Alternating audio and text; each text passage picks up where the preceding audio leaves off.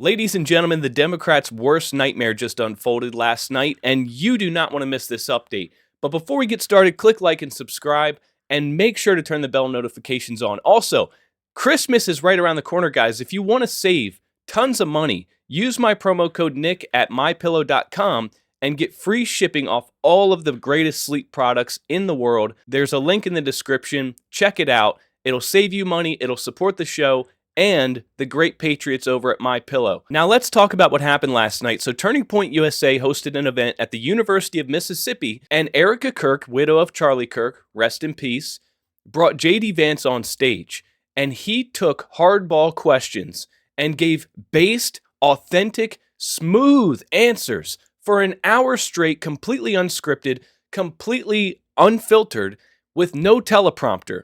And this is something that only Donald Trump has ever been able to do at this level, in this capacity. I've never seen anybody else be able to do this. And this just goes to show that Donald Trump learned his lesson with Vice President Mike Pence, the traitor, the backstabber. And me, as a person with VPSD, Vice President Stress Disorder, I say this with caution, but I feel very strongly that J.D. Vance may actually have what it takes. Now, I hand-selected a clip to showcase just how skillful J.D. Vance was last night. He was pressed about things like immigration, abortion, religion, and Donald Trump's foreign policy relating to Israel. And this clip right here just goes to show that he has answers to these questions, which are very, very logical, sensible, and I think he won over a lot of hearts and minds last night, particularly this faction of the right, which is very anti-Israel and has turned their back on Donald Trump and the MAGA movement. So his ability to answer this question sufficiently is very powerful. Take a look. Ethnic cleansing in Gaza. I'm just confused why this idea has come around, considering the fact that not only does their religion not agree with ours, but also openly supports the prosecution of ours. Yeah, so let's say a few things about this. First of all, when the President of the United States says America first, that means that he pursues the interests of Americans first.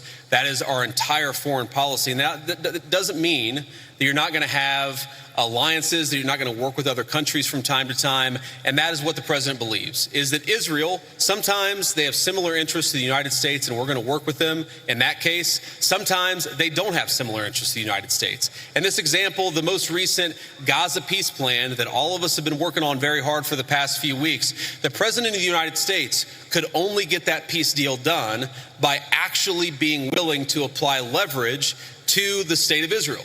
So when people say that Israel is somehow manipulating or controlling the president of the United States, they're not controlling this president of the United States, which is one of the reasons why we'd be able to have some of the success that we've had in the Middle East.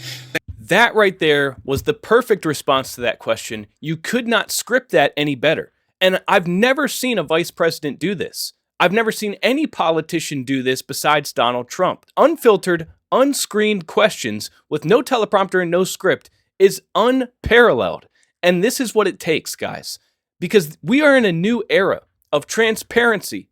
We're in a new era of openness and honesty. Authenticity wins nowadays. And Donald Trump set that standard and that precedent. He's the president that would hold rallies for hours on end with no script, no teleprompter, and make everybody laugh and answer every question that you could possibly have flawlessly. He's the president that went on the Joe Rogan podcast for hours on end with somebody who's not necessarily his biggest supporter and win over the hearts and minds of millions, which helped him get elected. Whereas the Democrats cannot do this. They do not have a single person in the Democrat Party that can do what J.D. Vance did last night, that can do what Donald Trump does all the time, because their arguments, their policies do not hold up to scrutiny. They can't afford to face questions from the American people. The only thing they're capable of doing is having the legacy media prop them up like a little puppet and give them softball questions in a softball interview and then edit it all down to just keep the best parts.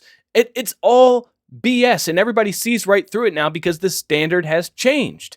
The path to election has completely changed because of Donald Trump. Now you got to go on Joe Rogan, you got to go on Theo Vaughn, you got to go on before the Nelk Boys, you got to show that you're a real person.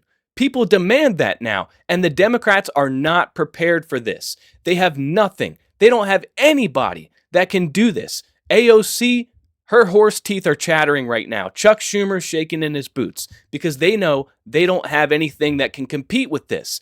And I think we've all been a little bit concerned and a little bit worried at times. You know, we know that Donald Trump's time is finite. At a certain point, after he serves his second term, it's time for him to step down. And somebody has to take his place. Somebody has to carry the torch. Somebody has to carry on his legacy. And we've all been wondering, who is it? Who's it going to be? And like I said, I've been skeptical. I have VPSD. I wondered if J.D. Vance was a traitor, a backstabber, if he's going to come out and turn out to be somebody completely different than who we thought he was. But I think that he might have what it takes. And I say that with caution, but I say that optimistically. Now, I want to know what you guys think down in the comments section. Also, MyPillow.com, use promo code Nick, get free shipping on all the greatest sleep products in the world. Thanks for watching, and I will see you next time.